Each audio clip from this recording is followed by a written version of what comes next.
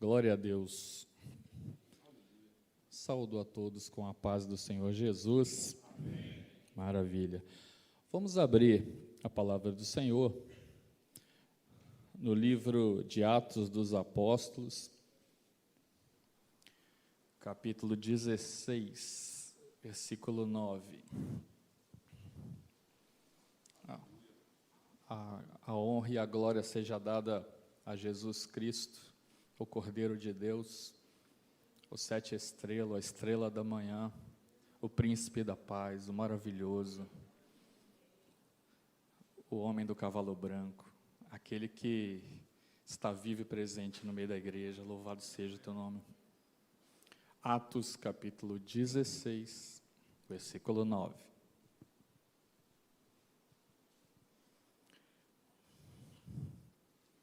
Assim diz a palavra do Senhor.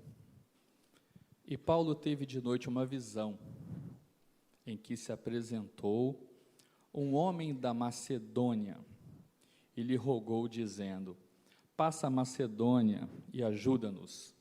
E logo depois desta visão, procuramos partir para a Macedônia, concluindo que o Senhor nos chamava para lhes anunciar o Evangelho. Louvado seja o nome do Senhor. Pode sentar, querido. Aleluia. Quando o texto que nós lemos fala que Paulo, ele estava se preparando para uma viagem missionária.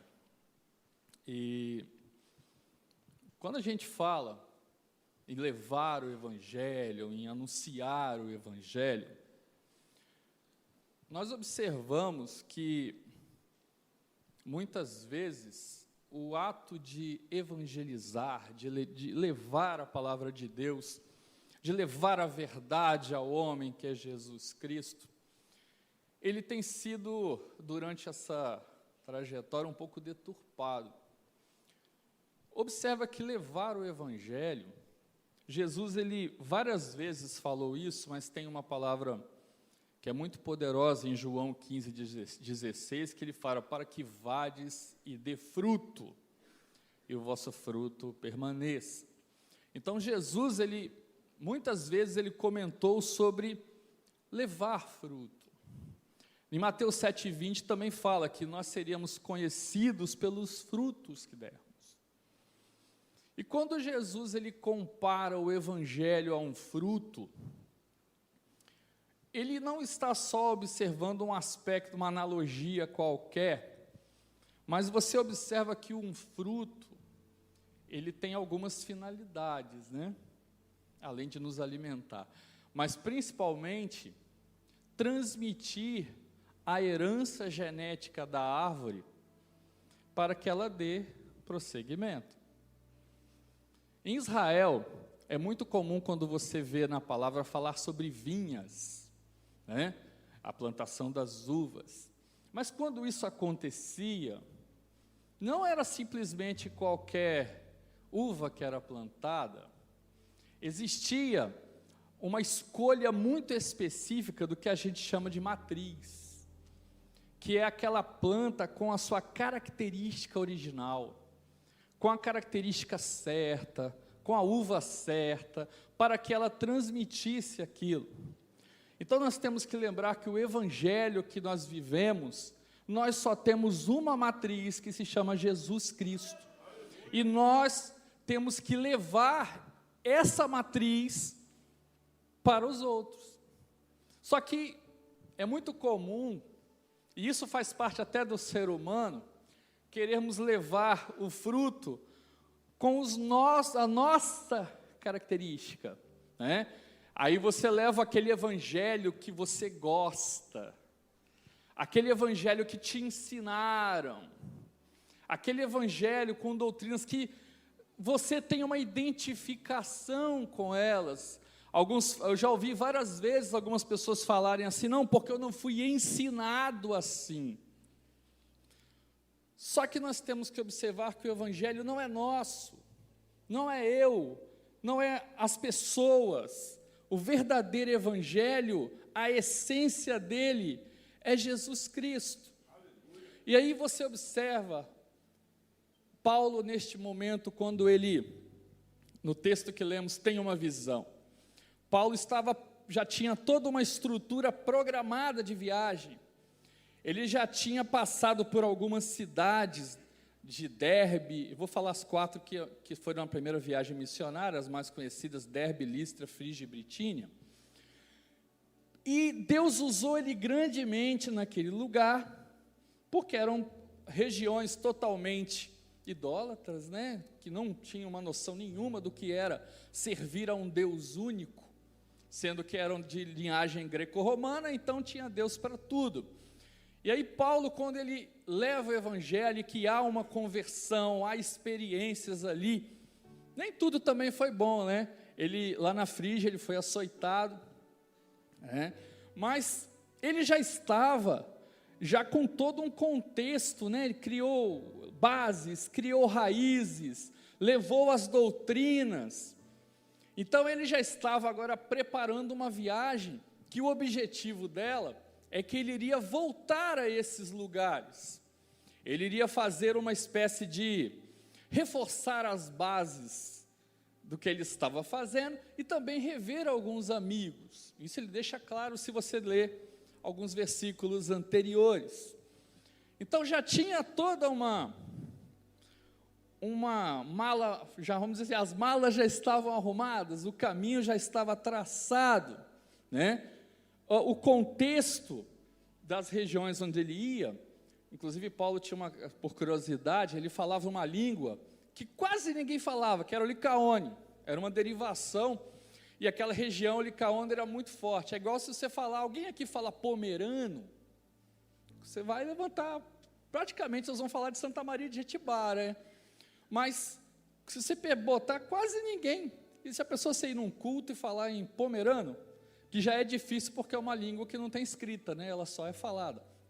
E aí você imagina, é mais ou menos o que Paulo tinha um domínio de uma língua que quase ninguém conhecia, então Deus, obviamente, sabendo dessa característica de Paulo, usou nesse momento. Só que aí agora, tudo pronto, Deus dá uma visão a Paulo. E nesta visão, aparece para ele um homem, mas não era qualquer um. O texto fala que era um macedônio. E o macedônio, ele tinha algumas características. Eu acredito que ele não deve ter falado assim: boa noite, Paulo, eu sou fulano da Macedônia. O texto não diz isso, o texto diz que ele só fala que ele pede ajuda. Mas pela característica do indivíduo, né, das roupas, da forma de se vestir, Paulo identifica que ele era da região da Macedônia. E aí, eu quero começar pontuando aqui, porque eu acredito que todos que estão aqui têm o desejo no coração de dar frutos para Jesus, de dar frutos para o Evangelho, né? De transmitir aquilo que você recebeu de graça. E para você levar frutos, para você transmitir isso, algumas dicas Paulo dá aqui. A primeira delas é o seguinte: quer dar fruto? Vive na dependência. Entenda que não é você que manda. Paulo poderia ter falado assim: Senhor, eu já montei todo o esqueminha da viagem aqui, ó, já fui lá, assinei o voucher na CVC, já, está fazendo propaganda não, já montei todo o esquema aqui da passagem, agora o Senhor me manda para Macedônia, que é outro caminho, outra cultura, regiões diferentes que eu nunca passei ainda.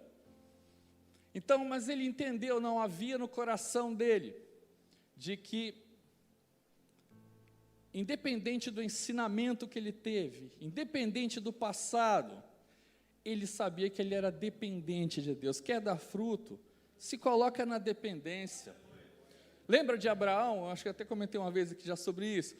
Abraão tinha tudo, e Deus manda ele sair de uma terra e ir para lugar que ele não sabia. Deus só fala: você vai que eu vou te mostrar. Abraão larga tudo e vai. Então, você quer ver milagres, quer ver sinais, quer transmitir frutos, quer ver algo diferente na sua vida? Primeira coisa, se põe na dependência, entende que você precisa do Senhor. E observa o seguinte, Paulo não contesta, se você ler o versículo seguinte, ele fala, e logo partiu. Ele não contestou, ele não retrucou, ele não... por quê? Porque ele entendia que a vontade, a matriz a qual ele conhecia, que deveria prevalecer. Quem tem que prevalecer é Jesus, querido. Não o que você tem. Paulo poderia falar, Senhor, eu tenho uma bagagem. Eu sou o único que, praticamente, dos missionários que fala essa língua maluca aí do Licaônio. Licaônio, até para falar difícil. Mas ele falou assim, não mais vivo eu, né? Mas Cristo vive em mim, então ele pega e ele parte para Macedônia. Ele entende que tem um chamado, querido, tem coisas que Deus quer fazer na sua vida, tem colegas de trabalho para você evangelizar, tem parentes para você falar para ele, mas Deus está esperando você se colocar na dependência primeiro. Não dependa de você, dependa do Senhor. Amém? Segundo ponto, quer dar fruto? Precisa quebrar algumas barreiras, precisa quebrar alguns preconceitos. Observa, Macedônia era, não sei se o irmão já leu um pouquinho sobre isso, mas se o pessoal da primeira viagem era idólatra, o macedônio era muito mais. Os macedônios tinham algumas características que mesmo não em tempo de guerra, eles pareciam que estavam sempre em guerra, porque eles se vestiam brutamente, falavam brutamente, tinham costumes totalmente diferentes dos greco-romanos da época. Paulo podia falar assim, Senhor, esse povo, e do Senhor, o primeiro ponto que ele começa, ele vai pegar sai do porto de Troade, vai encontrar resistência romana, existia muita resistência romana na Macedônia. Só para você saber a etimologia da palavra, a palavra Macedônia significa peso ou pesado. Então até o nome já era complicado. Querido, vai ter gente complicada na sua vida, vai ter gente difícil de lidar, vai ter patrão que vai pegar no seu pé, vai ter gente que você não vai conseguir ter tanta empatia, só que tem um Espírito Santo que habita em você, que ele não está preocupado com o que você acha, com o que você pensa, ele está se preocupando com que pessoas precisam ser salvas, que você precisa quebrar barreiras para levar a palavra. Eu conheço pessoas que muitas vezes vivem anos no trabalho e nunca falaram de Jesus para o colega de trabalho, porque o colega de trabalho tem uma outra crença, uma outra ideia. Eu lembro uma experiência que eu estava numa viagem a trabalho, e estava dentro do carro comigo uma pessoa que era da linha do espiritismo, né? E a gente conversando no carro, e penso assim, eu estava dirigindo, e Satanás não deixa a gente quieta, né? Então o cara começou a contestar o evangelho, falar não sei o que, e eu rebatendo com ele, não, isso, a palavra fala isso, não, mas não sei o que, e aquelas doutrinas que você fala, até um determinado momento que até o Espírito Santo se aborreceu e mandou falar para ele assim, você vai falar para ele, e o Espírito Santo me revelou, eu dirigindo, um fato da vida dele, quando ele tinha 6 anos de idade, que ele tinha caído de um pé de manga, e tinha uma cicatriz no lugar tal, e Deus daquele dia não deixou ele morrer, porque era alto, só para ele lembrar que ele existe na vida dele. Quando eu contei aquilo, o cara calou, e irmãos, não falei mais nada, só encontrei com ele depois, pastor, me passou. Você está entendendo? Se você tem resistência, porque esse pessoal, querido, tem um Espírito Santo e habita em você, que ele é muito mais forte, tem algo dentro de você que é poderoso, mas precisa você quebrar as barreiras, precisa você entender que o mundo também está assim, está pesado, num jugo pesado, Você conversa com uma pessoa que não tem experiência com Deus, só reclamação, querido. O mercado está em crise, o mundo está difícil, as coisas estão ruins, né? Mas você conversa com uma pessoa que tem experiência com Deus, que está muito, às vezes financeiramente, ou em outras características piores que você, e como é que está? Rapaz, está uma benção, né? Mas por quê? Porque a força que tem em você é muito maior.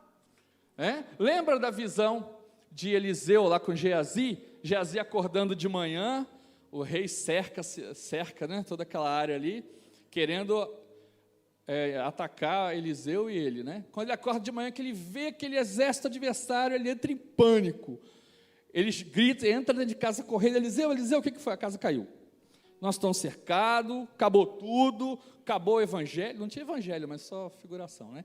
Acabou o evangelho, acabou a bênção. A oração de Eliseu não foi, não, vamos lá, vamos destruir tudo. Não, Senhor, esse menino precisa ver o que eu estou vendo.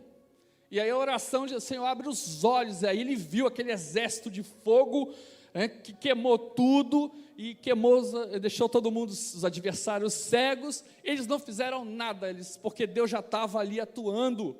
Só está dependendo de você quebrar a barreira, querido. Só está dependendo de você largar esse preconceito que você tem, porque você foi criado de um jeito, tem uma mentalidade fechada, e entender que aonde o Senhor vai te mandar, você tem que ir de coração, que foi o que aconteceu com Paulo aí naquela hora.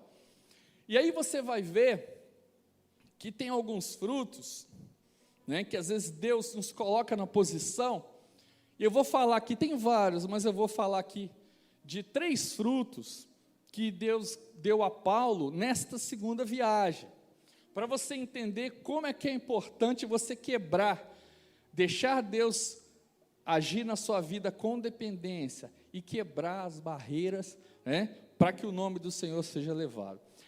No capítulo 16, versículo 14, o primeiro fruto de Paulo, ele encontra uma senhora chamada Lídia.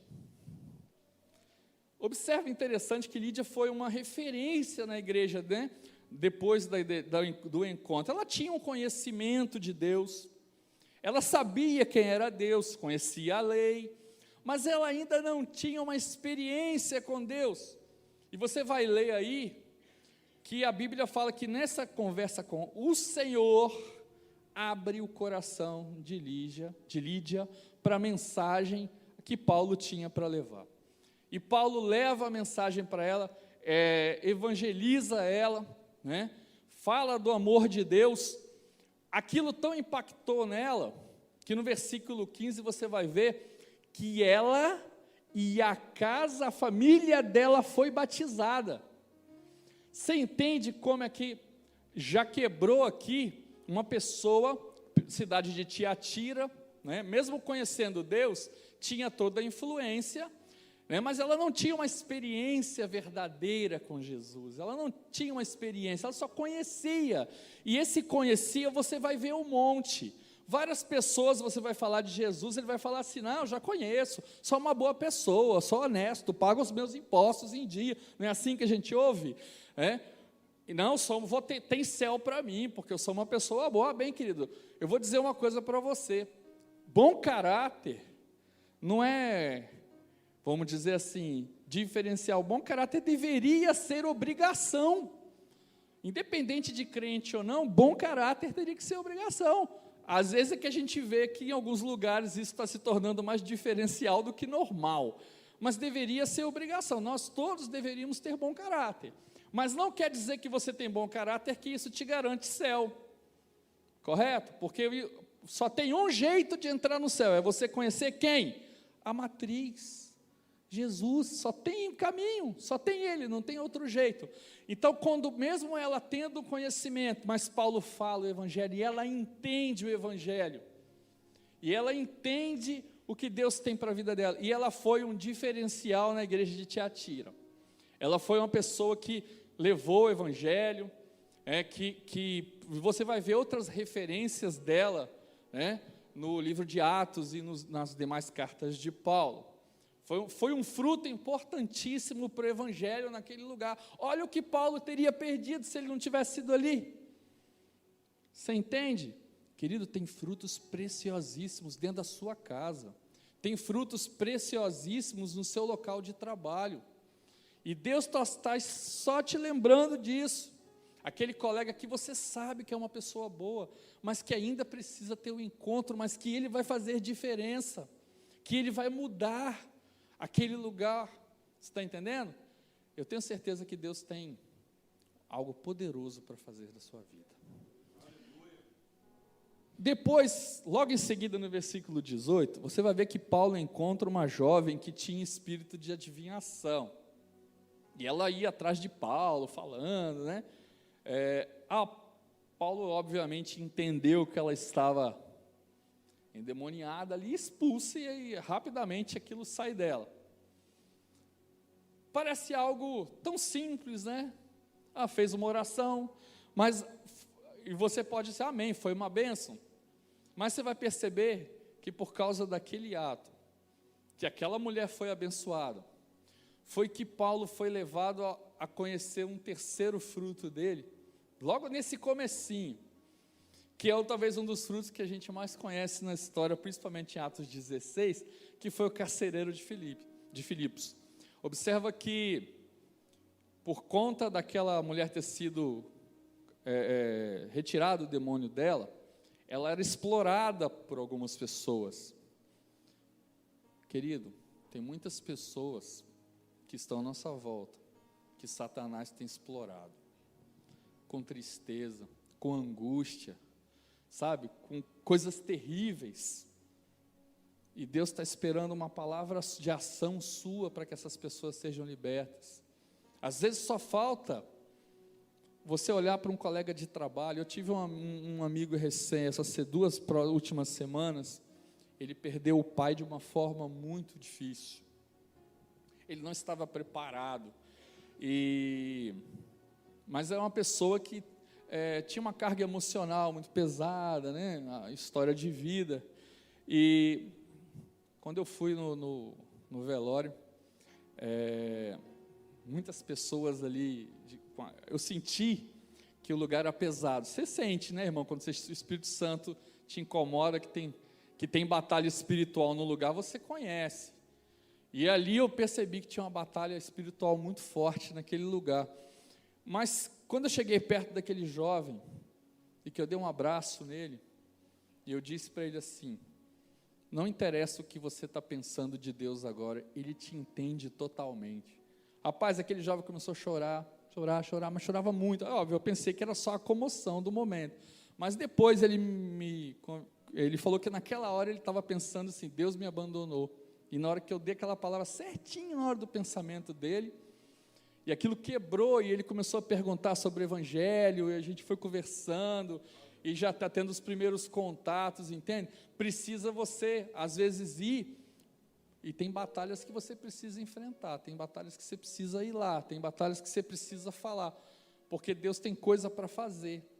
E aí aquela jovem foi curada, e aí ele é preso por conta disso, por causa daqueles que estavam explorando. Só que quando ele é preso, e aí você vai ver Paulo e Silas na prisão, que é uma referência, né, de texto bíblico, que eles estão ali, que as portas do cárcere se abrem, havia toda a alegria, as pessoas saindo, mas o Senhor fala com Paulo naquela hora: mas tem um carcereiro, porque não sei se, acho que já foi falado aqui várias vezes, quem já sabe que quando, lá em Roma, né, naquelas regiões ali, se o carcereiro desse ruim e os presos fugissem, ele era morto, família e até a descendência apagava o cara da terra. Então, quando o povo começou a fugir, o carcereiro entrou em pânico, né? Assim, pronto, agora já era.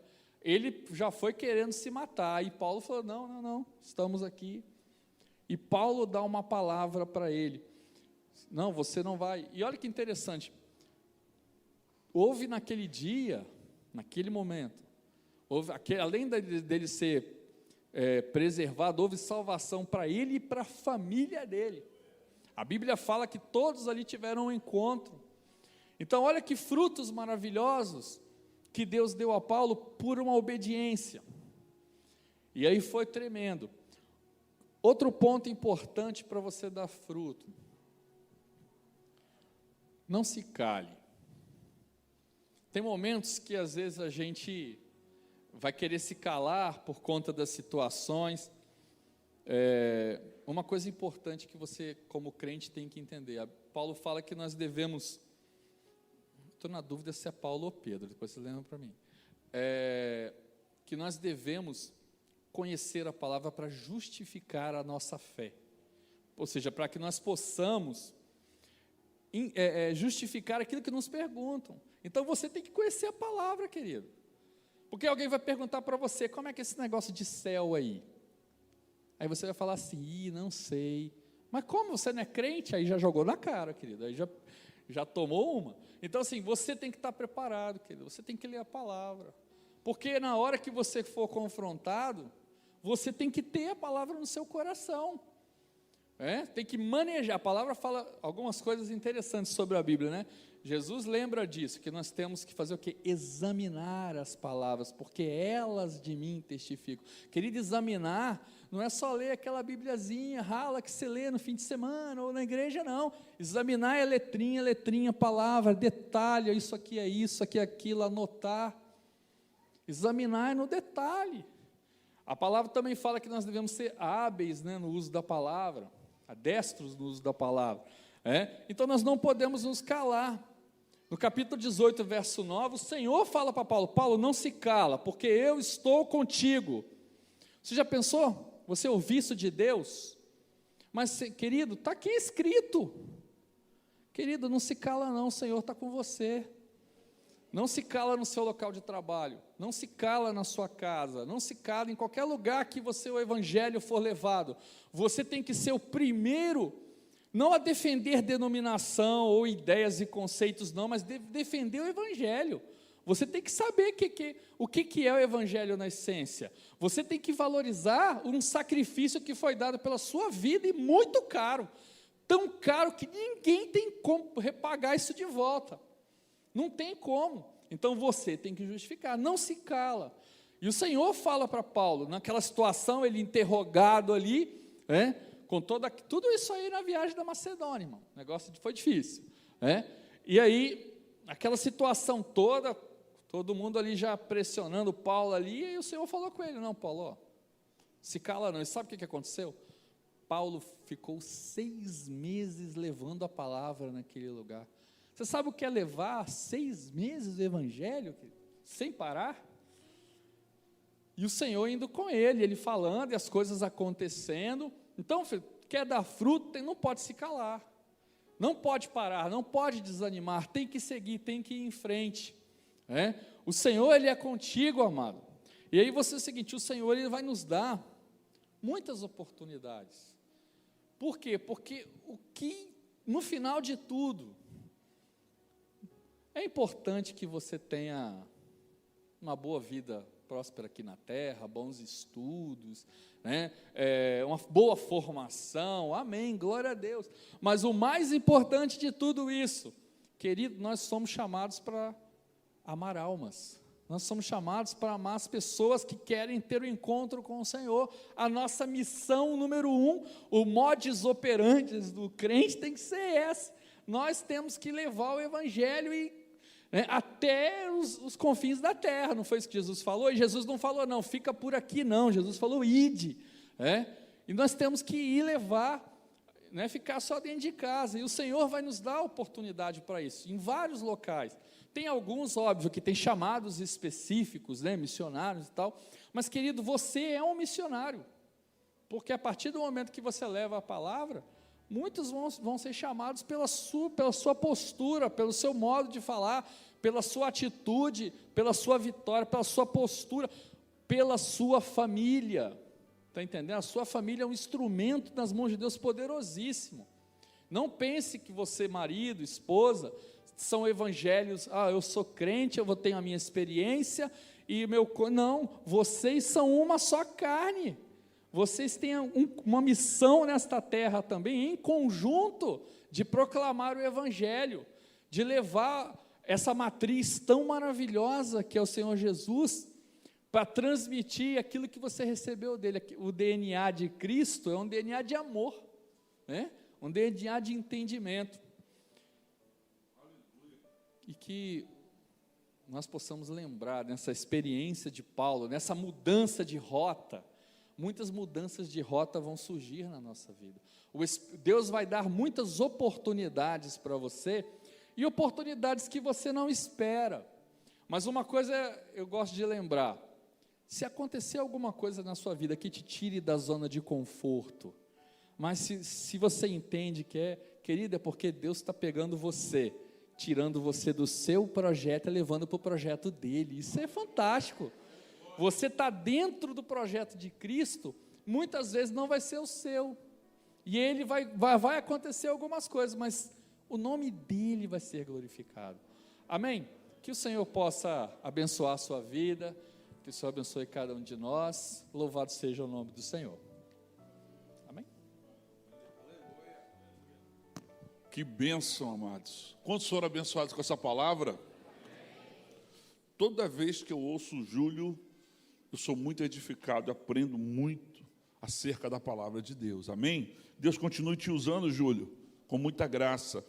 O versículo que ele quis citar é Pedro, primeira carta de Pedro, capítulo 3, versículo 15. Anota aí. Antes, santificai ao Senhor em vossos corações, e estais sempre preparados para responder com mansidão e temor a qualquer que vos pedir a razão da esperança que há em vós. Que palavra tremenda, amém? Então esse é o texto que ele queria citar, estava em dúvida entre Pedro e Paulo. Quero passar para o pastor André,